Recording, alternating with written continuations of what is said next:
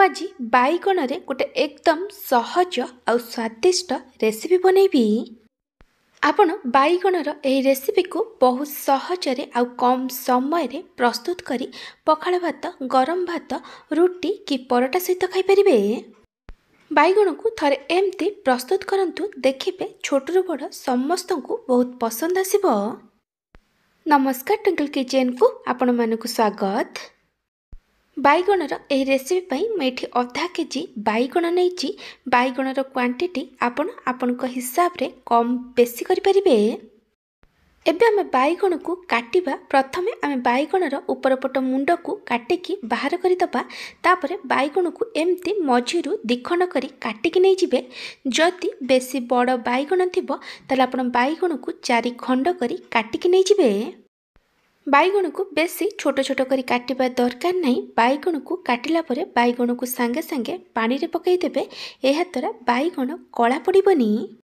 मैं बाइगण को भल से धोईकी नहीं जाइछि। एबे आमे गोटे प्रेशर कुकर नबा और सेथिरे बाइगण को दे दबा। तापरे मैं एथिरे गोटे कप पानी दे देइछि। अधिक पानी दबा दरकार नहीं।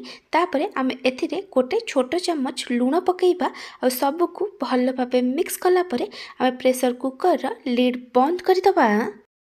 एबे आमे बाइगण को मीडियम फ्लेम रे गोटे हुइसिल आसीबा पर्यंत कुक करिबा, कारण बाइगण बहुत जल्दी सिझी जाई थाए।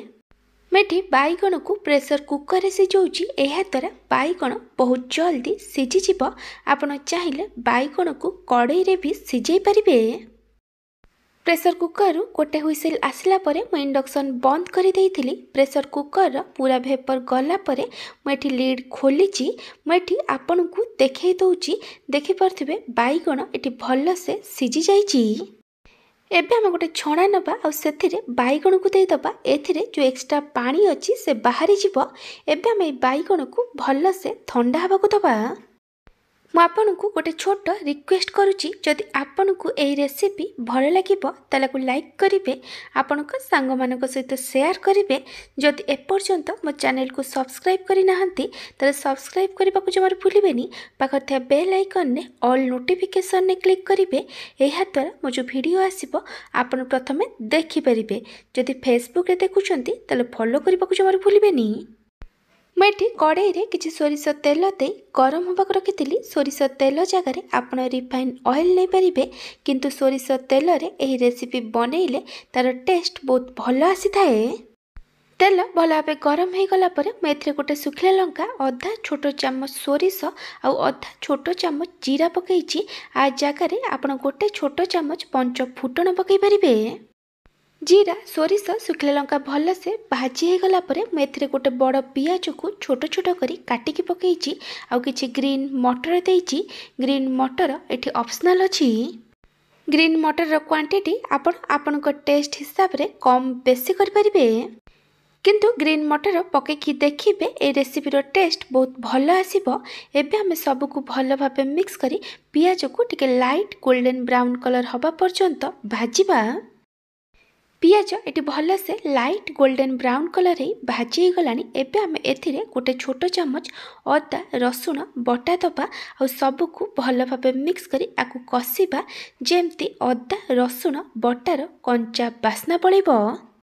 अदा रसुण बटा जगार आपण आधा इंच अदा और 7 रु 8 पाखुड़ा रसुण को छेचिकी पकई परिबे। एटी अदा रसुण बटार कंचा बास्ना पड़ेलानी। एबे आमे गैस रो फ्लेम को लो करी दबा और एथिरे किछि गुंड मसला पकेइबा। गुंड मसला रे मैं पकईछि 1/3 टेबल स्पून हळदी गुंड, लंका गुंड। आपन को जेतिकी राग दरकार से अनुसार लंका गुंड पकेइबे। गोटे छोट चामच धनिया गुंड और गोटे छोट चामच चिकन मसला। चिकन मसला जगार आपन किछि भी सब्जी मसला पकई परिबे। एबे आमे सब को भल भाबे मिक्स करी आमे एथिरे 3 रु 4 छोट चामच पानी दे आकु कसिबा, जेमते गुंड मसलार कंचा बास्ना पड़ेबो और मसला रु तेल छाड़िबा आरंभ करिबो। एटी मसला भल से कसी हो गलानी। एटी गुंड मसलार कंचा बास्ना पड़ैछि। एबे आमे एथिरे टमाटो दबा मुझे दीटा मीडियम साइज टमाटो को टिके बड़ बड़ खंड कर काटिकी पकई मो पाखे देसी टमाटो थिला सेथिपई मुझे दीटा मीडियम साइज टमाटो देइछि। जदि आपण पाखे देसी टमाटो नथिबो ताहले आपण दीटा बड़ टमाटो को छोट छोट करी काटिकी पकेबे। एबे आमे सबको भल भाबे मिक्स करी आमे को 3 रु 4 मिनिट पर्यंत कुक करिबा जेमति टमाटो भल भाबे सिझी जिवो। एबे आमे जो बाइगण को सिझाई की रखिथिले सेठी भल से ठंडा हे गलानी एमति भाबे बाइगण रो ऊपर चोपा को भल से छड़ेई दबा। बाइगण सिझेला बेले आमे जो पानी देइथिले आपण ए पानी को डालमा कि संतुला रे देई परिबे। बाइगण एटी भल से सिझी जाइछि एहा द्वारा आर ऊपर चोपा बहुत इजिली बाहरी जिवो। आपण चाहिले बाइगण रो ऊपर चोपा को न छड़ेई पारंती। मेटी सब बाइगण रो ऊपर चोपा को छड़ेला परे एटी गोटे बड़ बाउल ले नै जाइछि। एबे आमे बाइगण को भल भाबे चकड़ी की नै जिबा। मेटी हाथ रे चकड़ुछि आपण चाहिले गोटे मैसर सहायता रे आकु चकड़ी की नै परिबे। आपण एही रेसिपी को को जागा रो देखुचंती कमेंट सेक्शन में जणेबे। मेठी बाइगण को भल से चकड़ी की नै जाइछि। टमाटो एटी भल से सिझी जाइछि। ग्रीन मटर भी एटी भल से सिझी जाइछि। एबे आमे एथिरे चकड़ी की रखिथिबा बाइगण को देई दबा। तापरे आमे एथिरे स्वाद अनुसार लूण पकेइबा। आपण देखिकी लूण पकेइबे कारण बाइगण सिझेला बेले सेथिरे लूण पकेइथिले।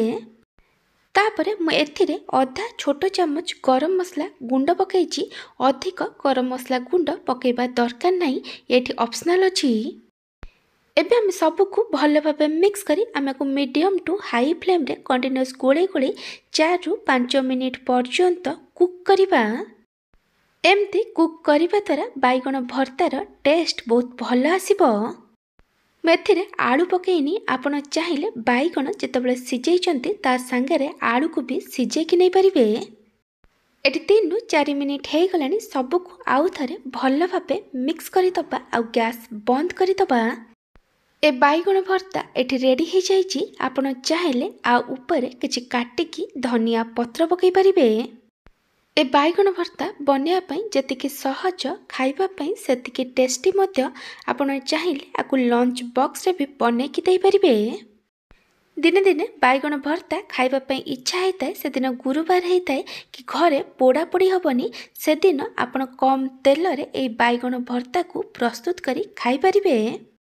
जदि आपण को ए कम तेल कम मसला रे बाइगण भर्तार रेसिपी भल लागिथिबो तले को लाइक करिवे। आपण को सांग मानक सहित शेयर करिवे। जदि एपर्यंत मो चैनल को सब्सक्राइब करि नाहंती तले सब्सक्राइब करबा को जमार भूलिबेनी। पागथिया बेल आइकन ने ऑल नोटिफिकेशन ने क्लिक करिवे। एहा द्वारा मो जो वीडियो आसीबो आपण प्रथमे देखि परिबे। जदि फेसबुक रे देखुछंती तले फॉलो करबा को जमार भूलिबेनी। Thank you for watching.